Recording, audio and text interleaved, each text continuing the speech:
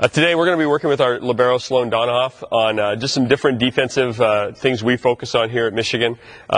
We're going to go through a progression starting with focusing on the platform and just how she controls the ball with her arms and with her platform, and then we'll progress into some postural things and some more specific things into the position. So the first thing we're going to do is just focus on how, I use the term platform awareness, but how aware she is of her platform and how she can control the ball just with her platform. So she's going to dig to start out with. She's going to dig to herself, and then she's going to step in and set her dig to what we call 5 and 5. When we do a 5 and 5, we want, if a non-setter is setting the ball, we want them to set the ball to a hitter, preferably cross court, an easier ball to hit, 5 feet off the net and 5 feet in the court. So not a perfect set, but a ball we can get a good swing on. So she's going to work on her platform by trying to control the ball to herself so that she can then set that 5 and 5.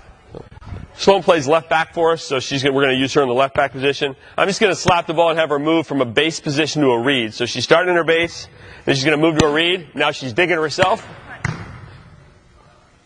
And then setting 5 and 5 across the court. She's doing a good job of keeping the ball in front of her, but still cracking her platform a little bit, controlling her platform to get the ball up and down to a place she can set from.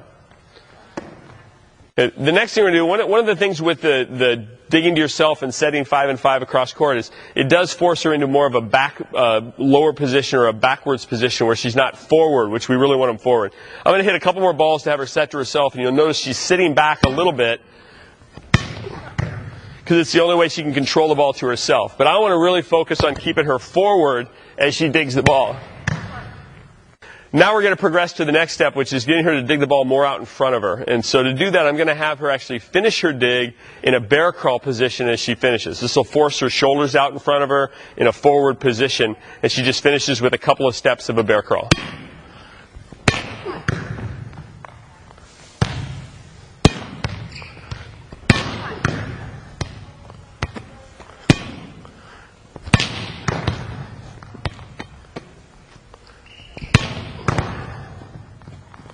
What I like about that progression is it forces her to be in a forward position. It gets her shoulders out in front of her feet, and she's thinking about digging the ball out in front of her rather than letting the ball get behind her. If I go to side, to her outside of her body, same thing. I want her to dig the ball out in front, and she still has to bear crawl out of it.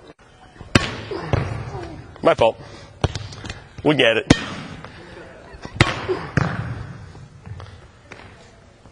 Oh, sorry.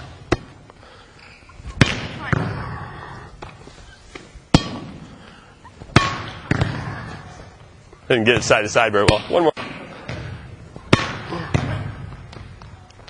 The next step we want to do is now have her dig that ball out in front. But we want her to collapse through the ball, but we really want to focus on her shoulders finishing toward the target. So she wants the ball to go to the center of the court. We want to make sure she gets around that ball with her shoulders behind the ball. We always talk about trying to get shoulders in a position where we're behind the ball rather than hands outside the shoulders. Now she can't control the ball. So we'll go away from her body, shoulders behind it. My fault.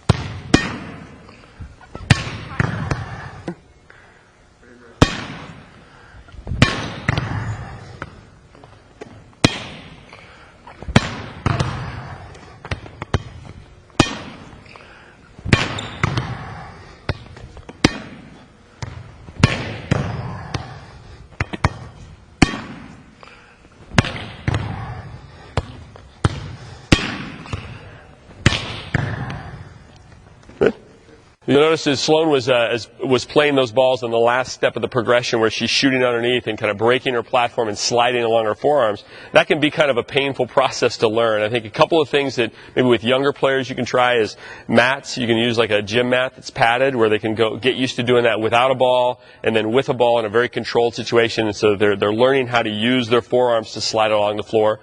The next step is a lot of times you can put socks, like high socks, so it covers their hands and their arms. So as they slide, the socks hit the floor and their arms slide right through. That might be a helpful way to get them to that stage without losing too much skin and without having too much pain so that they don't want to make that move anymore.